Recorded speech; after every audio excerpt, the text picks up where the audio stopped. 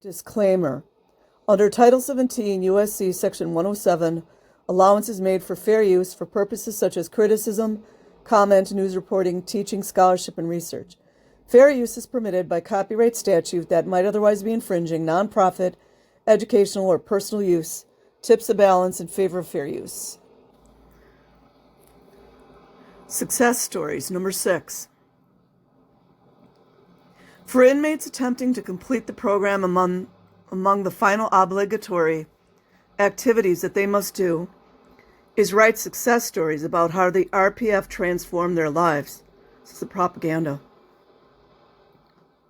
For years prior to the RPF program, Hubbard had in place an organizational requirement that Scientologists were required to provide glowing accounts of Scientology's benefits, so the requirement that inmates had to produce them about the RPF merely was following policy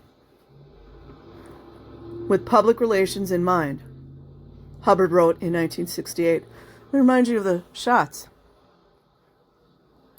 For purposes of distribution of Scientology and getting it into the hands of the millions, Standard Tech producing results and being broadcast by word of mouth by PCs pre-clears,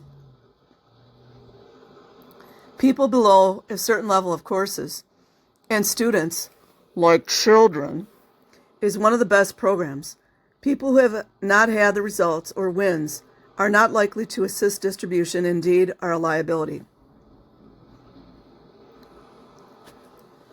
Hubbard also realized that win stories provided invaluable information about how people felt concerning their Scientology experiences. So he wrote that success is the final police point of an org. All students, like children, and PCs must go to success before leaving an org, even on a leave of absence. Success stories about RPF wins, therefore, simply followed policy, and they also may have provided some protection in the future if former RPFers became critical of their incarceration in the program. Oh, that makes sense.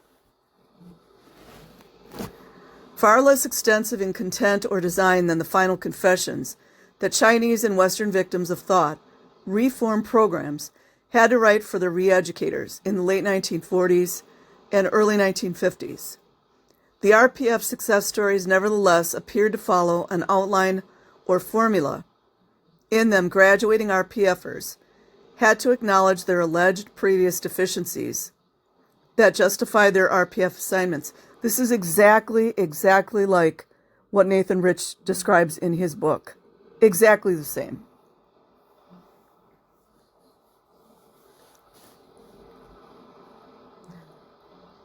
Justify their RPF assignments, praise the quality of Scientology instruction and training that they have received in the RPF, identify how this instruction and training combine with other aspects of the RPF to positively transform their lives, and thank Hubbard and the organization for their RPF experiences. A published RPF success story from March 1977 illustrates the formula. A person identified only as BG proclaimed that the RPF is the most fantastic process LRH has yet devised. It's pure, no-holds-barred Scientology, and it's for real. When I walked into the door here several months ago, the only thing I knew for certain was that there was no hope. I had totally and utterly betrayed LRH and all Sea Org members and Scientologists everywhere, and in so doing, I had sold my future down the drain. I found that as an RPFer, I had only 2 possible courses of action: win or die in the attempt, and I had 50 or so tough, dedicated, confront anything fellows making sure I didn't die. While I've been here, I've received the best auditing and training I've ever had. I'm about to graduate now, the greatest single win I've ever had in my existence. I mean, it's always so over the top. I got right here. I know that Scientology works. I have total certainty on my ability to handle myself and others, and on others' ability to handle me and others using LRH's tech. And I know that the RPF is where it all comes together.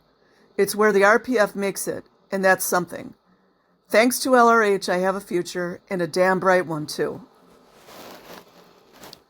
Having followed the formula, acknowledging pre-RPF crisis, praising RPF training and techniques, glorifying Hubbard, and claiming a successful completion of the program, this person probably was released from the RPF within a matter of days.